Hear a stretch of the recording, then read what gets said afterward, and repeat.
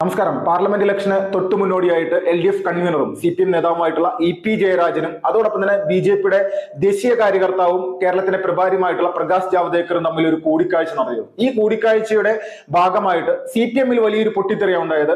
EP Jayarajan BJPയിലേക്ക് പോകാൻ പോകുന്നു. BJPയിലേക്ക് പോകുക മാത്രമല്ല, CPMലെ പല നേതാക്കന്മാരെയും അതോടൊപ്പം തന്നെ അണികളെയും BJPയിലേക്ക് എത്തിക്കുക എന്നുള്ള ഒരു നിലപാട് EP ജയരാജന്റെ ഭാഗത്ത് നിന്ന് ഇപ്പൊ ഉണ്ടായിട്ടുണ്ടെന്നുള്ള രീതിയിലേക്കുള്ള ഒരു വിഷയം തന്നെയായിരുന്നു. ഇപ്പോൾ ആ ഒരു വിഷയത്തിൽ CPMന്റെ സംസ്ഥാന സമിതി അച്ചടക്ക നടപടി എന്നുള്ള രീതിയിലേക്ക് EP ജയരാജനെതിരെ ഒരു നടപടി എടുക്കാനുള്ള ഒരു തയ്യാറെടുപ്പിലാണ്. അപ്പോൾ ഈ നടപടി ഏറ്റെടുക്കാൻ താൻ തയ്യാറല്ലെന്നും ഈ LDF കൺവീനർ സ്ഥാനവും അതോടൊപ്പം തന്നെ പാർട്ടിയുടെ മുഴുവൻ ചുമതലകളിൽ നിന്നും താൻ ഇറങ്ങുകയാണ് എന്നുള്ള രീതിയിലേക്കുള്ള ഒരു പ്രസ്താവനയുമായിട്ട് EP ജയരാജൻ വന്നിരിക്കുകയാണ്. ഇന്ന് നടക്കാനിരുന്ന സംസ്ഥാന സമിതി യോഗത്തിൽ EP ജയരാജൻ പങ്കെടുക്കുന്നില്ല. അദ്ദേഹം തിരുവനന്തപുരത്ത് നിന്ന് കണ്ണൂരിലേക്ക് യാത്ര തിരിച്ചു എന്നുള്ള ഒരു വാർത്തയാണ് പുറത്തു വരുന്നത്. അപ്പോൾ എല്ലാവരും ഇപ്പൊ